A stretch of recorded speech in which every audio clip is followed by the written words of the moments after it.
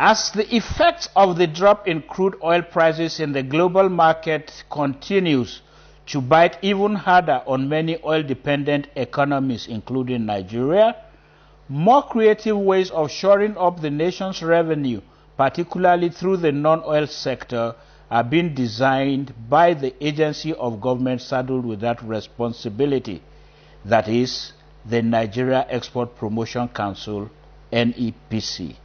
Welcome again to another drive into the export world on Export Digest, a program designed to look into non-oil export as an alternative solution for increased revenue generation for the country in the face of unstable crude oil proceeds. My name is Femi Oyeke.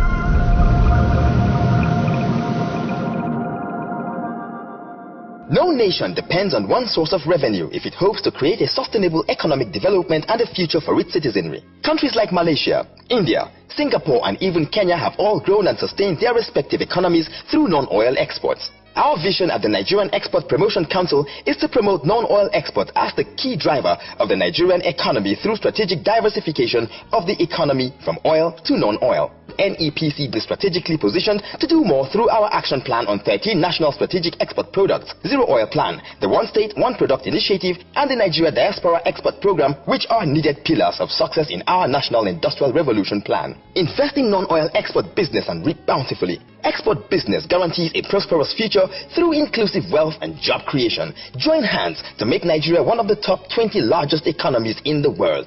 Export business, tomorrow's business. For further inquiries, visit our website on www.nepc.gov.ng. In fulfillment of its mandate to promote the non-oil export sector of the nation's economy, the Executive Director of NEPC, Olusegun Awolowo, is to sign a memorandum of understanding with the Afe Babalola University, Ado-Ekiti, Abuad. The intention is to help develop the non-mineral produce from the university's farm for the international market. As working in palm oil. So we're coming to this road for that. When my director of Mr. Emily Ibrahim said that, have I heard about the Afe Babalola farm and the university? I said, yes, I'm aware that I have heard about the university, but definitely I had never heard about the farm, because you just assume it's a natural hobby of men like this to want to build a farm, maybe just to employ and help some people in his immediate surroundings. And everyone said, no, that is not what it is. It is really a large, industrial farm that we should look at and put them on the path of export. And that's why we're here. So I'm really looking forward to the farm. So it would interest you to know that Nigeria has been playing with diversification for a long time. And like somebody mentioned yesterday, when oil prices crash, we start talking about, this is the time to do this, this is the time to do that. And then oil prices come up again, and we forget it. And we continue our jolly, merry things we do. The former governor of Lagos, the now Minister of Works and Housing, giving a speech at the Pension Commission, a lecture a couple of weeks ago, said we've been playing with this diversification, but what has happened now, we've been looking at diversification from the window. But what has happened, diversification has opened our door and come inside and sitting with us. So really, what is telling us that we have no choice but to diversify our economy. Let me share with this audience the Mexican example. A lot of people don't even realize that Mexico is an oil-producing economy, oil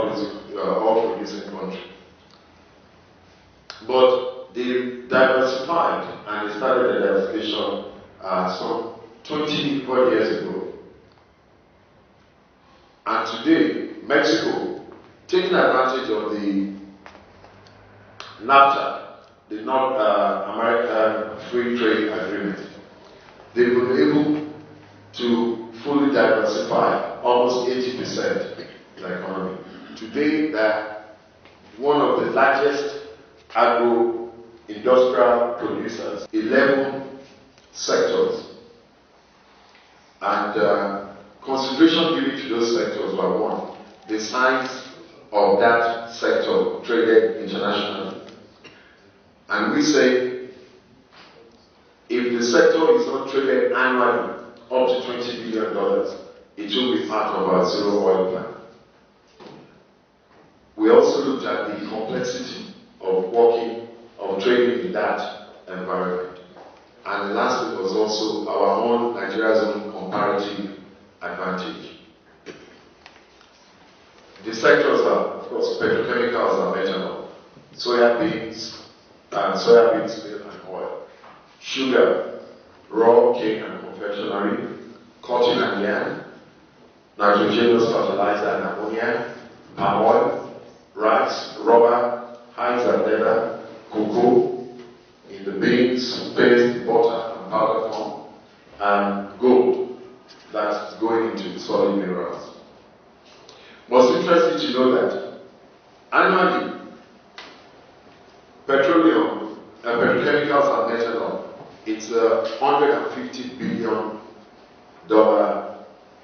market, traded annually, every year. That is the average figure it's traded. Nigeria has never participated in that trade. Rather than that, we're still importing. And we're a petrochemical economy. So we're saying to government and the states that, look, this is where we set up small cottage industry. Nigeria is trying where. What is a toothpick? A toothpick is just a pick of stick.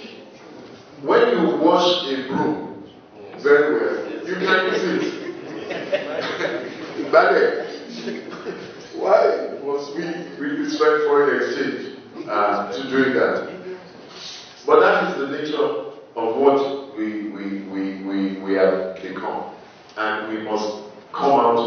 We already acquired the land, we have acquired the land, and we are working on it so that we can bring industries to Nigeria.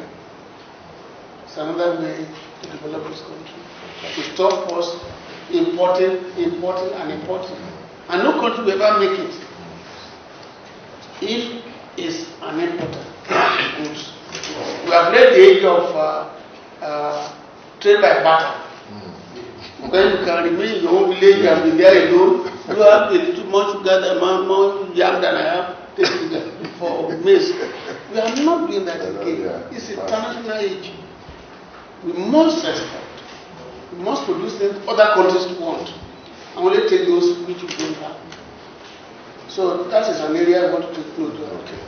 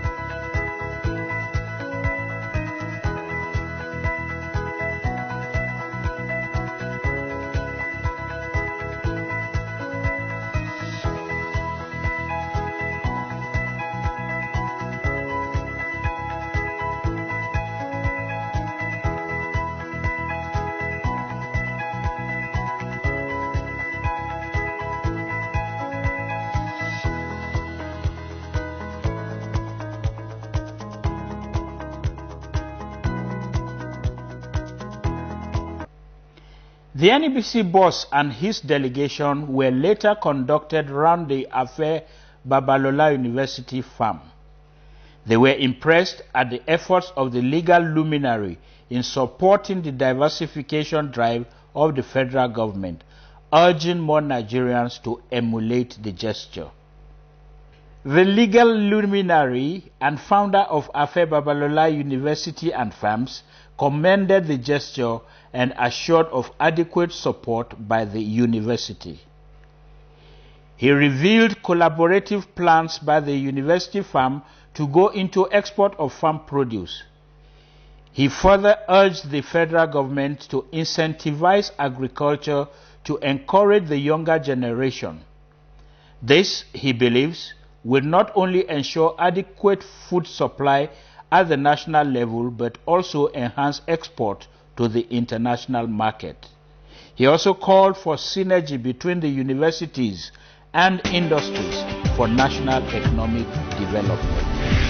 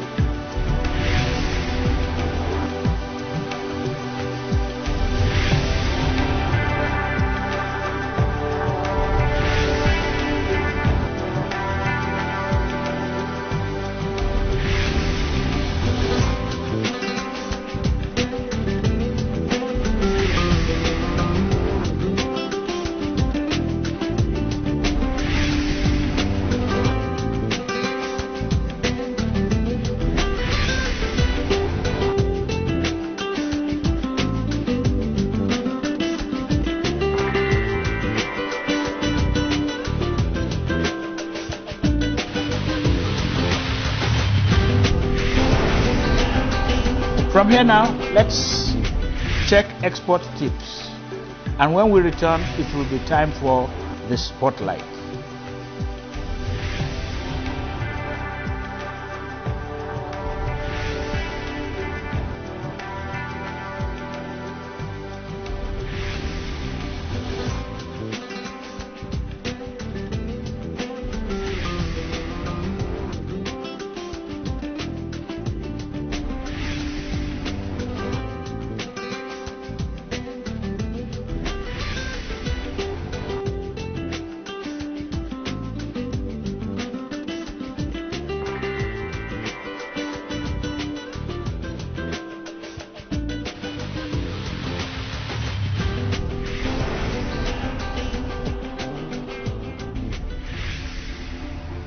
On Spotlight this week, we shall be looking at the role of Corporate Affairs Commission, CAC, a trade support institution in economic development.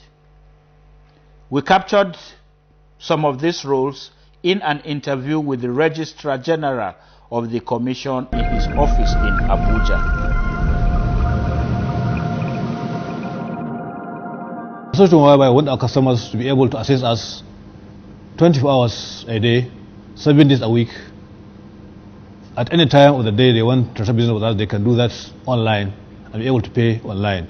And we have put machinery to be able to do that. We have a new software that we call CRP, unlike the previous one that doesn't give us e-payment platform. This one allows you to be able to pay for services online. And secondly, we are collaborating with the stamp duty office, so at least lawyers don't have to go to stamp duty office to be able to pay for stamp duty. So at least it should be a one-stop shop for our customers, so that they can be able to file their documents in CAC and then online, including the stamping. So we are going to have e-stamping.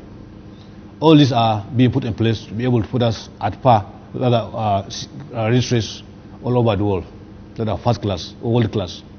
Okay. And secondly, we have been also doing a lot of staff training, because in CAC, every staff is presumed to be a customer-friendly, a customer service official. So I've been doing the training so that everybody in CAC knows what it's supposed to do and how to receive customers and how to deal with customers. We're improving our enforcement drive. We have been going around to see those who are not registered. We penalize and advise them. We also have agents that we have appointed, also go around and try to convince people to come and register their businesses. The law is very clear. Once you use a name different from your own to do business, the law says you must register that business. But if you are using only your name for that business, my name is Bello Mahmoud, I'm only using Bello Mahmoud, the law doesn't say that I'm registered that business with CAC. But if I say Bello Mahmoud Enterprises, Bello Mahmoud & Co., the law says you must register that business. In addition to all these two things, we have also been going out on Saturday campaign. We have been going around telling people why they must register and what advantages they are getting for registration. For example, if you are using that registered, you cannot go to bank and open an account with that name. If you want a loan from the bank, you cannot go to and get a loan without registration of CAC. So there are many things that are advantageous for you to register that business with CAC. If you are running a business, you need to keep records of what you are doing. You need to keep accounts of what you are doing. These things help you, the business, to grow. But if you are just doing it like a 1 month something, you put money in your pockets, you spend them like the way you want to spend them, definitely this business is likely to run down. But if you follow the guidelines that normally are given to you, file returns as and when due, keep adequate books of records as required by law, keep accounts as required by law, definitely this business can be rescued. And that's what we are intended to do.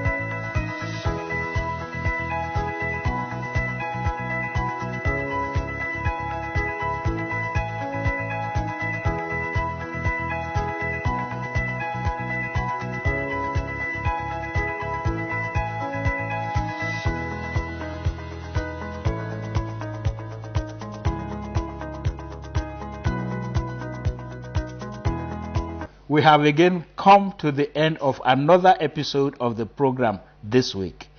Join us same time next week for another one. And just before I go, remember, creating a new non-oil export-driven economy requires close collaboration between our public and private sector institutions. This week, ABUAD has demonstrated this beyond doubt. I remain your host, Femi Boyede, urging you to keep up to date with us on our email address on your screen and on our other social media platforms.